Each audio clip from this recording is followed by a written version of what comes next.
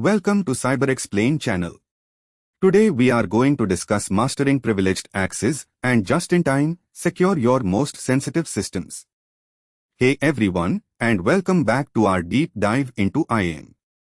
Today, we are venturing into territory that's both powerful and perilous, privileged accounts. Think of these like the master keys to your entire kingdom. They grant access to the most sensitive systems, the crown jewels. But with that power comes immense risk. Ever wondered what happens when those keys fall into the wrong hands? We are going to unpack that and much more. So, why are privileged accounts such a big deal? Because a compromise here isn't just a nuisance, it's often catastrophic. Imagine a disgruntled employee or an external attacker gaining administrative rights. They could shut down operations, steal sensitive data, deploy ransomware, or even alter critical system configurations. The blast radius is enormous, impacting confidentiality, integrity, and availability across the board. It's like giving someone the nuclear launch codes. We need to understand the gravity of this. Let's get a bit more specific. A privileged account, often called a superuser or administrator account, is designed to perform elevated actions on systems and applications. This includes installing software, modifying system settings, accessing sensitive files, and managing user accounts. These accounts bypass many standard access controls that apply to regular users. Think of system administrator accounts on Windows servers, root on Linux, or even accounts with extensive database privileges. They are essential for IT operations, but inherently dangerous if not managed. It's not just people who have these superpowers, though. We also have to consider non-human entities. Service accounts used by applications to interact with other services, for example, often run with significant privileges. Machine accounts for devices or automated processes also fall into this category. The risks are similar. If a service account's credentials are leaked, an attacker can impersonate that service, potentially gaining access to other systems it's authorized to interact with. Managing both human and non-human privileged access is key. So, how do we wrangle these powerful accounts? That's where Privileged Access Management, or PAM, comes in. Think of PAM as the highly secured vault and sophisticated security system designed specifically to protect, manage, and monitor access to these critical accounts. It's not just about passwords, it's a comprehensive strategy. PAM solutions aim to reduce the attack surface, enforce least privilege, and provide robust auditing. Without it, managing privileged access is like leaving the vault door wide open. One of the absolute cornerstones of any PAM solution is credential vaulting. Instead of administrators having direct access to passwords or keys, these are securely stored within a hardened vault. The PAM system itself manages access to these credentials. This means no one person typically has direct knowledge of sensitive passwords. Access is brokered through the PAM system, often requiring multi-factor authentication for vault access itself. It's like a bank's secure deposit box, but for your digital credentials. Beyond just storing credentials, PAM solutions offer session management. This is where the magic happens. When an administrator needs to access a privileged account, they don't get the password directly. Instead, the PAM system establishes a secure session on their behalf. Think of it like a security guard escorting you to a sensitive area, always watching. The PAM system records everything that happens during that session, from keystrokes to commands executed. This provides an auditable trail and allows for immediate intervention if something suspicious occurs. And that brings us to monitoring and auditing. Every action performed by a privileged user via the PAM system is logged. This isn't just basic logging, it's detailed, actionable intelligence. We can see who accessed what, when, from where, and what they did. This log data is invaluable for forensic investigations, compliance reporting, and, most importantly, for detecting potential misuse or insider threats in real time. If a user starts running unusual commands, the system can alert security teams immediately. It's our primary line of defense against abuse. Now, let's talk about a game changer, just-in-time JIT access. The traditional model often involves granting persistent, standing privileges. This means accounts always have elevated access, even when they're not actively using it. JIT flips this on its head. Instead of having permanent elevated rights, users request access to specific systems or resources for a limited, defined period when they actually need it. It's like getting a temporary keycard for a specific lab, only valid for a few hours, rather than having a permanent master key. So, how does this temporary elevation actually work? A user, or an automated system, requests elevated access for a specific task or duration. This request usually goes through an approval workflow, often integrated with the PAM solution. Once approved, the necessary privileges are temporarily granted. Crucially, once the specified time limit expires, those privileges are automatically revoked. This isn't about granting a new role, it's about temporarily assigning specific permissions for a defined window. It's a highly controlled, time-bound granting of power. JIT access is a fantastic embodiment of the principle of least privilege. Remember, least privilege means granting only the minimum necessary access for someone to do their job. JIT takes this to the extreme by ensuring that even that minimum access is only active for the shortest possible time. By minimizing the window of opportunity, we drastically reduce the risk of privilege misuse, whether accidental or malicious. It's about ensuring that even when someone has elevated rights, those rights are surgical, temporary, and precisely scoped. Let's ground this in reality. Imagine a large enterprise where administrators routinely used shared, static credentials for critical servers. One day, a phishing attack successfully compromised one of these shared admin passwords. The attacker gained access to a production server, deployed ransomware, and caused a multi-day outage. The post-incident analysis was brutal. Their lack of control over privileged credentials was a gaping hole. This incident was the catalyst for a complete overhaul, leading them to invest in a robust PAM solution with JIT capabilities for all admin tasks. Following that painful incident, our organization in the scenario decided enough was enough. They deployed a comprehensive PAM solution. All administrative credentials were migrated into the secure vault. Access to these credentials, and therefore to critical servers, was no longer direct. Instead, administrators now use the PAM portal to request access. The system validates their identity, checks against predefined roles and policies, and if approved, grants temporary elevated access to the target system for a defined period. This dramatically reduced their attack surface overnight. Now, when an admin needs to patch a server, install an update, or troubleshoot an issue on a production machine, they go through the JIT workflow. They log into the PAM portal, specify the server, the duration of access, say, 4 hours, and the reason.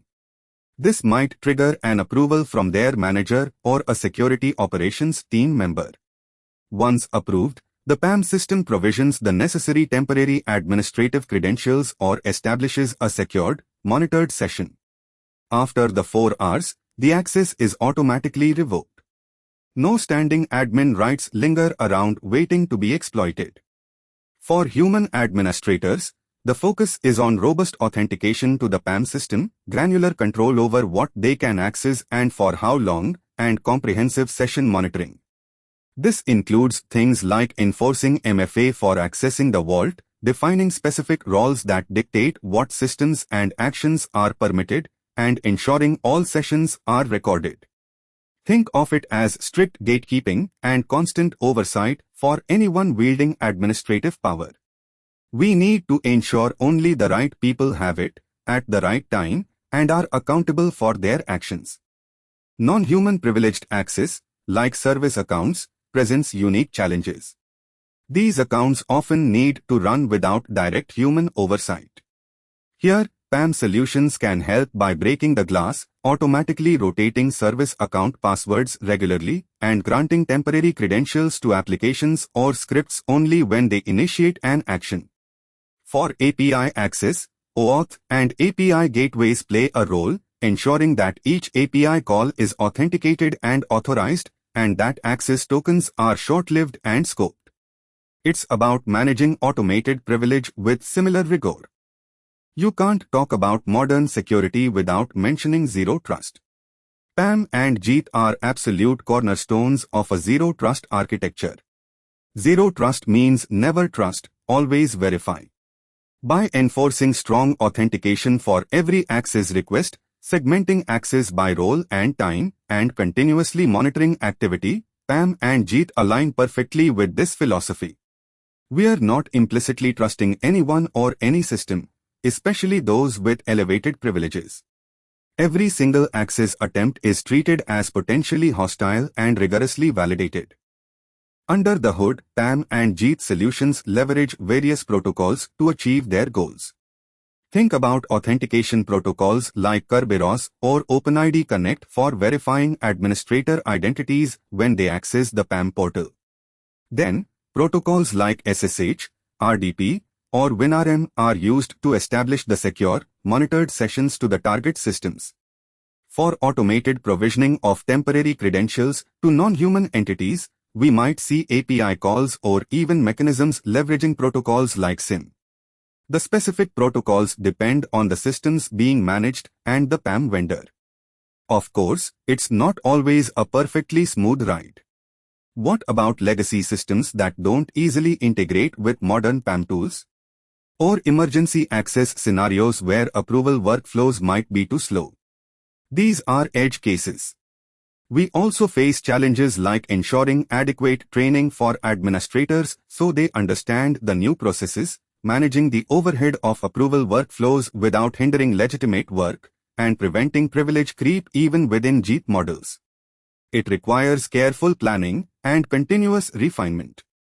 Even the best PAM and JIT systems can be targeted. Attackers might try to compromise the PAM administrator's account itself or find vulnerabilities in the PAM software. They could try to socially engineer approvals for JIT access. If session recording isn't comprehensive, they might perform actions that aren't logged. Another angle is finding accounts that aren't managed by PAM, the shadow IT of privileged access. It's a constant arms race. We must assume attackers will look for any crack in the armor. How do we detect when something's gone wrong? This is where CM, security information and event management, and behavioral analytics are crucial. We feed all the logs from our PAM solution, along with logs from target systems, into a CM. We then set up alerts for unusual patterns, sudden spikes in administrative activity, access from unexpected locations, or commands that deviate from normal operational procedures. User and Entity Behavior Analytics, UBA, can detect anomalies in user behavior that might indicate a compromised account, even if the activity technically followed policy. What happens if the PAM system itself fails? If the vault becomes inaccessible, admins might be locked out, or worse, the organization might resort to circumventing it for emergency access. If session monitoring fails, we lose that critical audit trail, which is a major blow to compliance and incident investigation. A misconfiguration in JIT workflows could lead to privileges being granted indefinitely or not revoked at all.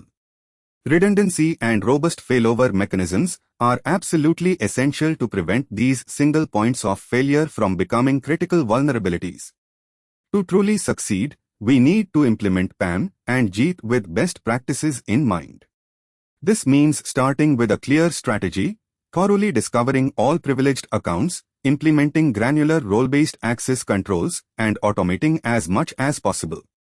Regular access reviews for PAM users, comprehensive training, and integrating PAM with other security tools like CM and endpoint detection are also vital. And crucially, we must continuously monitor, audit, and refine our processes based on real-world usage and emerging threats. Let's look at cloud examples. In Entra ID, formerly Azure AD, you can use Privileged Identity Management (PIM) to implement JIT access. Users request activation for roles like Global Administrator for a specific time. Similarly, AWS IAM Identity Center, formerly AWS SSO, can integrate with PAM solutions or use its own features for temporary credential management, often integrating with tools like CyberArk or HashiCorp Vault. These cloud platforms provide the building blocks, but the sophisticated workflow and auditing often come from dedicated PAM solutions. Here's a conceptual snippet of what a JIT access policy might look like. It defines the parameters for a temporary elevation request. This would be enforced by the PAM system. We specify the eligible users, the target resources, the maximum duration, and the required approval authority. This ensures that only authorized individuals can request elevated access for legitimate reasons and that the access is time-bound and approved. When a JIT session is initiated and completed, the PAM system logs it extensively. This example shows a successful activation of privileged access. It captures the user, the resource they accessed, the duration granted, and the fact that it's a JIT activation. This type of log is critical for auditing, ensuring that all temporary elevations are accounted for and that automated revocation occurs as expected. We can trace every privileged action back to an approved, time-bound request. What happens when everything goes wrong and you need immediate privileged access, but the normal approval workflow is down or too slow? This is the break glass scenario. PAM solutions often have a specific, highly controlled break glass procedure. This might involve pre-approved emergency accounts, a secondary approval channel, or a dedicated emergency access team.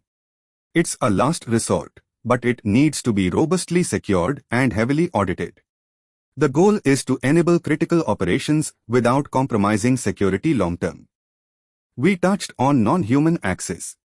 For automated processes, like CI/CD pipelines or scheduled tasks, service accounts are common.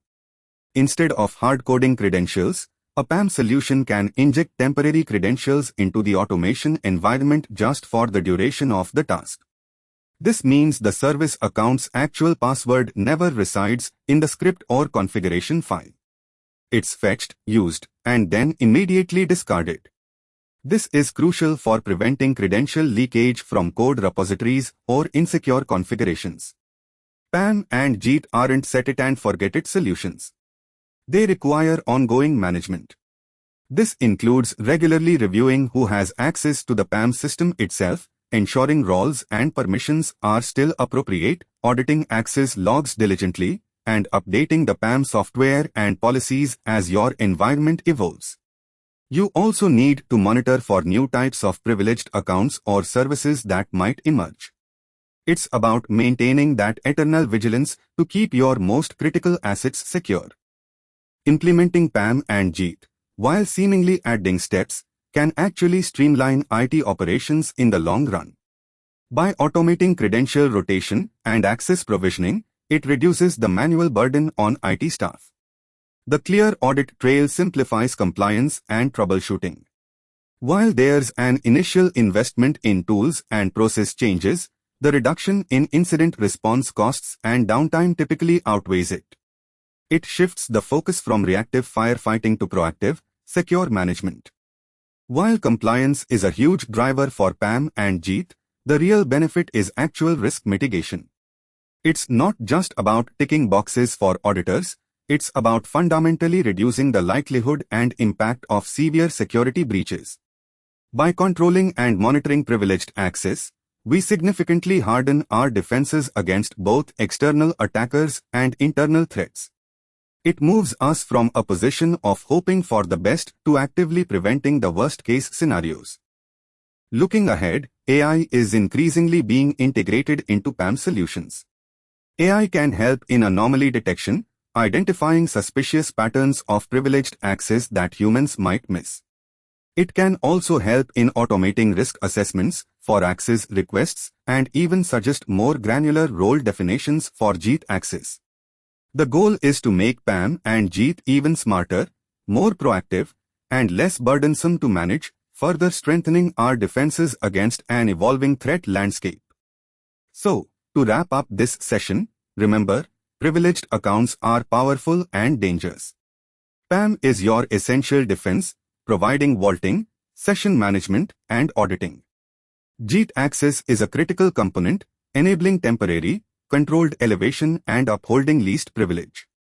Secure both human and non-human privileged access, integrate with zero trust principles, and keep a close eye on your logs and access patterns.